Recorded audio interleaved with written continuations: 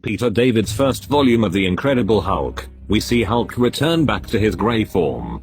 Before this happens, however, we must go back a couple more issues. Old Brucey tried to get rid of the Hulk, and that went as well as expected, so he had to reintegrate himself with the Hulk for like the third time. Then, Rick Jones got splooshed on with Hulk goop, and became a Hulk for a while. Rick started smashing everything as Hulks do, and so Bruce thought the best thing to do was become a Hulk, because what can beat a Hulk but another Hulk? What Bruce didn't know is that the machine that turned him back into the Hulk had other plans, and turned into an ugly grey Hulk with the personality of a spiteful high school jock. Meanwhile, Samuel Stearns, aka the leader aka the biggest pain in Hulk's now grey ass, has lost his brain powers, and now has a moustache that can rival Sam Elliott. Sammy gets a whiff of Bruce turning into this new Hulk, and makes a deal with him. He'll help take away Rick's Hulk powers, as long as Sam can use it to get his big brain powers back. Grey Hulk agrees, because he is a spiteful dumbass who wanted to troll Bruce. After a big fight and chase, Grey Hulk managed to catch Rick Hulk, and with the help of Stearns, transferred Rick's power over to Sammy, which gave him a horrible ass-shaped head, and overloaded the machine, blowing up the cave they were in. That's all for today. Like and follow if you want more. In this issue of The Incredible Hulk, Hulk gets fucking nuked. The story begins in the town of Middletown where, unknowing to the general population, the leader planted several gamma bombs all over the town, and forces Hulk to find them before the set time runs out, or the town will end up like Hiroshima. Hulk takes up the challenge and gets ambushed by Rock and Redeemer, two of Leader's henchmen, and former teammates of Bruce Banner. Hulk McFucking murks Redeemer by making Rock accidentally kill him, and then slams Rock around like a dog does with its chew toy. The Green Megamind tries to fight Hulk with his mind powers, but Hulk was able to see through the illusions. Unfortunately, Rock still wanted the smoke, and stabbed Hulk in the back like a little bitch, and both he and the leader teleport away. The green asshead decides to be a spiteful bitch, and sped the time forward to a couple minutes while the Hulk was still healing from his wounds. He wasn't fast enough, and like the leader promised, the town quickly became an inspiration for the Fallout games. That's all for today. Don't forget to like and follow for more. The Incredible Hulk, Future Imperfect storyline is one of the best and most well-known storylines ever written for the titular character. The story is written by the legendary Peter David and drawn by George Paris, and is the introduction of the Maestro Hulk. The story begins in the far future, where nuclear war totally devastated the planet, and making everything look like Mad Max land. One particular part of the world is governed by the Maestro, an evil Hulk who went mad due to overexposure to radiation. Not everyone is super happy with his rule, and try to rebel against him, with the rebel leader being the granddaughter of Rick Jones himself. The rebellion had the bright idea of going back in time and getting the younger Hulk to fight his older one. Things don't go exactly as planned, as the Maestro is still more powerful than his younger self, and exploits his weakness by harming civilians, eventually breaking his younger self's neck and incapacitates him. Since the younger Hulk is now a paraplegic for a little while, the Maestro tries to convince the younger Hulk to join him, and shows him how life has gotten better for the Hulk ever since taking power. The younger Hulk seems to consider this, but it was actually a ruse, as Hulk was already fully healed much earlier than the Maestro thought, and was actually getting information on how to bring the rebels into the Maestro's castle. Maestro finds the rebel hideout, and kills an elderly Rick Jones, only to be attacked by his younger self. Once again the Maestro proves to be the stronger of the two Hulks, and beats his younger self down. Before he can finally kill his younger self, the Maestro is shot back in time when he stepped on an old time machine that Rick Jones collected. The younger Hulk knew this and brought the fight to where the machine was, and then brought him back in time where the Hulk was first born at the gamma explosion. The bomb that created the Hulk absolutely annihilated the Maestro, and in the end Rick Jones is cremated and the younger Hulk is sent back to his own time. That's all for today. Like and follow for more. The Incredible Hulk, issue 12 and 13, Bruce meets two evil Hulk personalities. The story begins like how a majority of Hulk stories begin, with Bruce on the run from the government. This specific time, however, Bruce is dying from Lou Gehrig's disease, so props for creativity writers. Since his time on Earth is limited, Bruce decides to meet up with a former girlfriend from college, with whom he broke up without a jealousy, because she managed to get a better job than him in brain science or something. Anyway, Hot Science Lady is still salty about it, despite it happening years ago, and also doesn't seem to know Bruce is Hulk, even though he's basically a public figure. After some boring dialogue about the past, and scenesy shit, Brain Science Lady decides to put Bruce in machine that will bring his subconscious to life by weird science magic. It doesn't make sense, but none of this stuff does. Anyway, Bruce is now in his subconscious mind and meets with the savage Green Hulk, who basically tells him to fuck off and then hops away.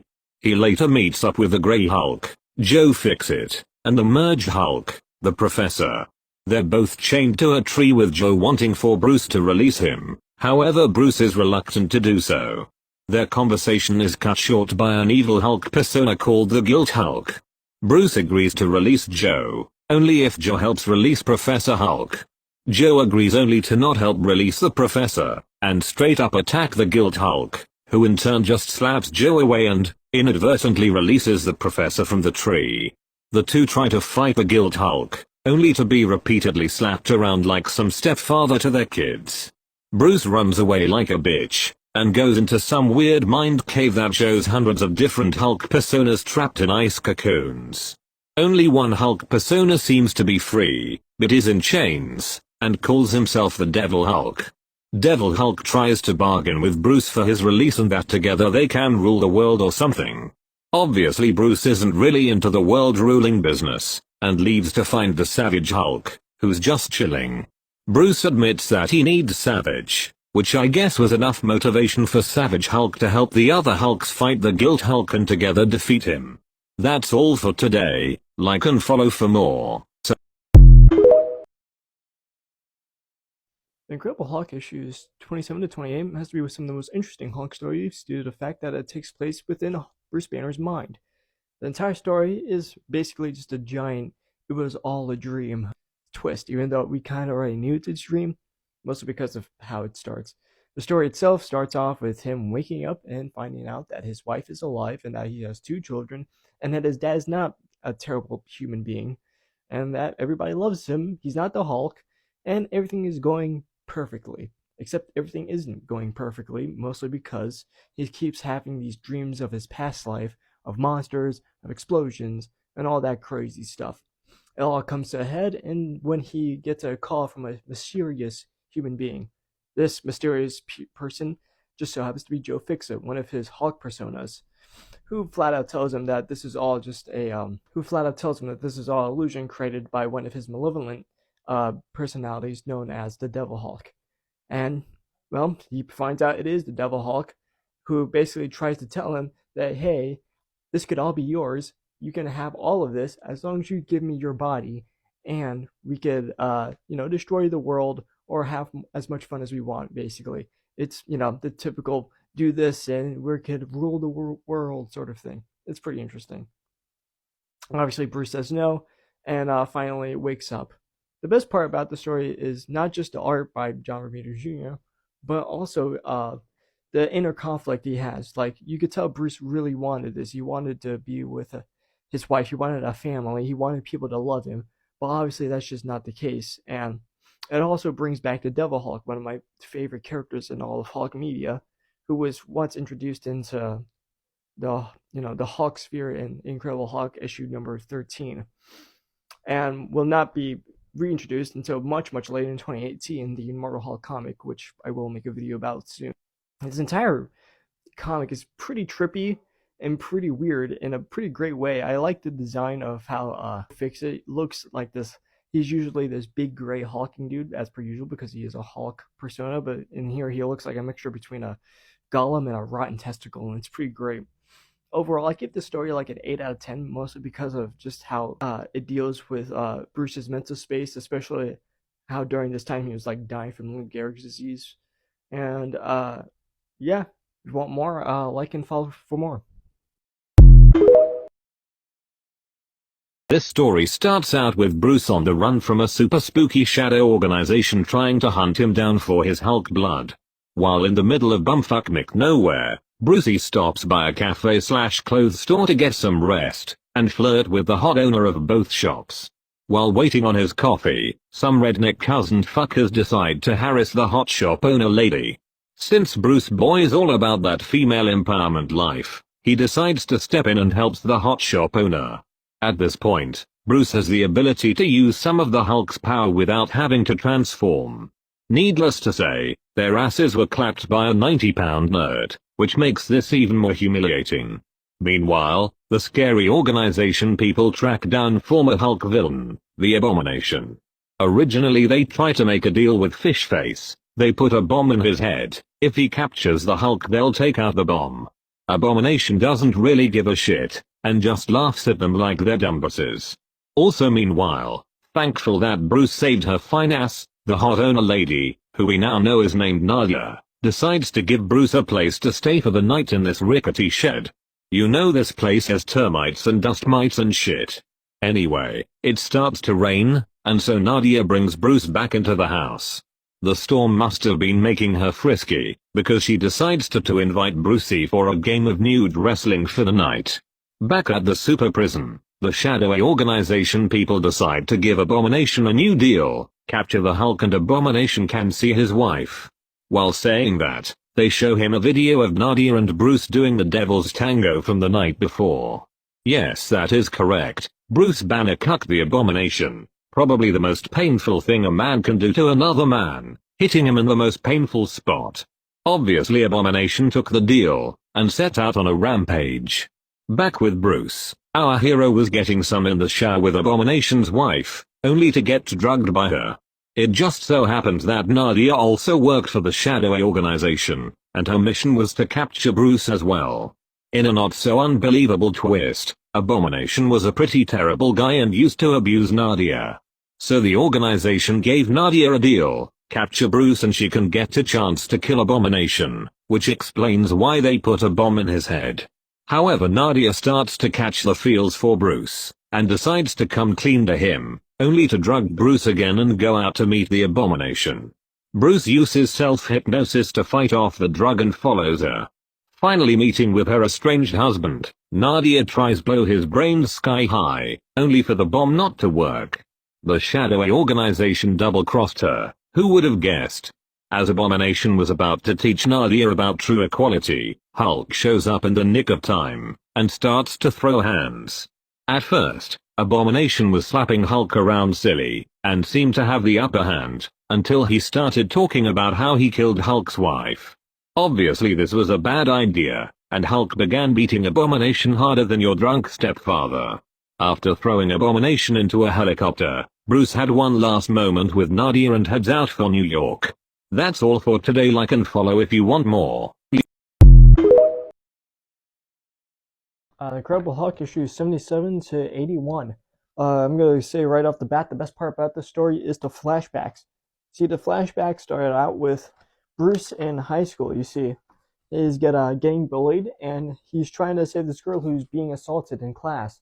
I guess the teacher just didn't really care or something. I mean, this must have happened a lot, so. Anyway, he tries to be a hero, and that goes about as well as expected, as a nerd would, and gets his glasses broken. The best part about this little flashback is that Hulk was always there. He was his imaginary friend who was always there and never left. Isn't that just weird? As the flashback continues, we see him, trying to ask the girl out on a date. Goes about as well as expected because they think he's a freak.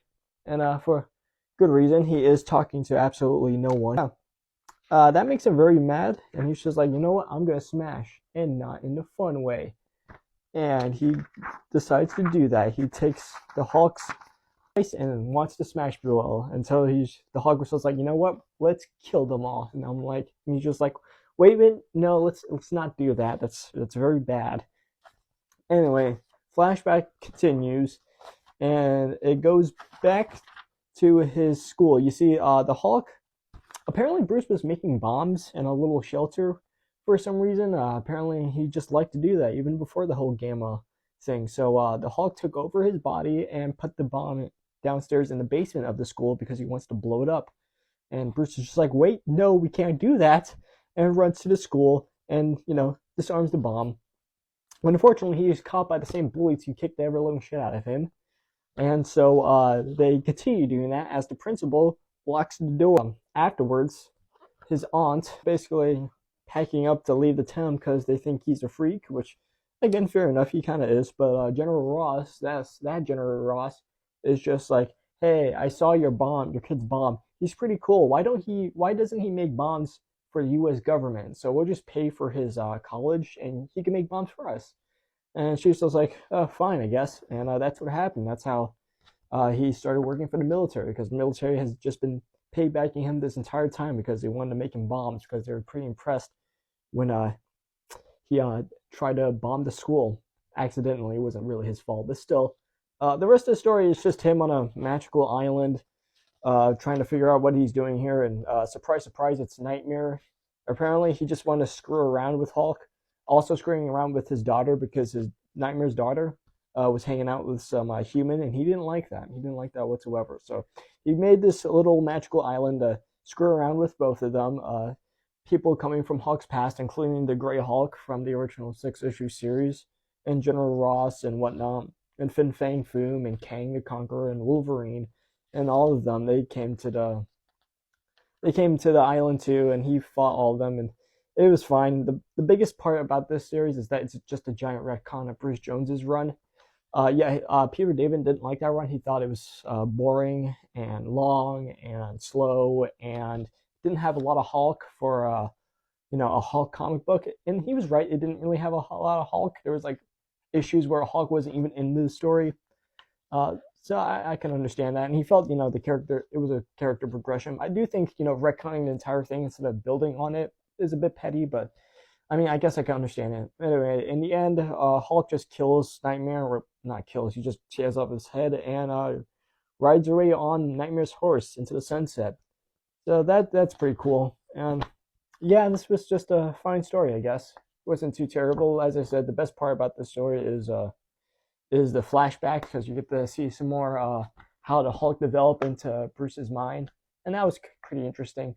So overall, I would give this comic like a 6 out of 10, and mostly because of the flashback. The rest of the story is just kind of boring for the most part. I do like the dialogue they gave the Hulk, but other than that, it felt kind of mind-boggling to have such a retcon so early into this story. But whatever, you know what, that's just how comics are. Anyway, that's all I have. Like and follow for more. Hello. Today we're going to talk about that time when Hulk teamed up with Apocalypse to become one of his 4 horsemen. The story begins after a little scuffle with the X-Men, where Hulk was kidnapped by Apocalypse and took him to Egypt. After giving Hulk his boring backstory, Apocalypse says he can help Hulk get shrapnel out of his head. To backtrack a bit, a couple issues ago Banner got blown up before he could transform, and so when he did, some of the shrapnel got lodged in the Hulk's brain, screwing with his mind to the point he was seeing his dead father. Anyway, Hulk agreed to work with Apocalypse, and got the shrapnel lasered out of his brain. Wasn't too long when the Juggernaut bursted in on behalf of the secret society to try to take on Hulk. However, Hulk had a strange personality shift after becoming Apocalypse's Horseman War, which made him more calculating and brutal, demonstrating this by nearly killing the Absorbing Man when he tried to throw hands. Needless to say, old Juggy had his ass handed to him harder than a pit bull and a toddler, nearly killing him as well until he accidentally broke Rick Jones's back, snapping him out of his war personality and jumping away. That's all for today. Like and follow for more. Hello everyone. Today's topic is the death of Betty Banner. The story begins with Betty dying from gamma radiation poisoning, causing her cells to turn green and slowly die. Apparently her relationship with Bruce was the cause to the overexposure, and while she did gain some resistance to it, it wasn't enough, as we can all tell. Anyway, Bruce tries to fix it with a machine that he used when he was trying to control his Hulk transformations.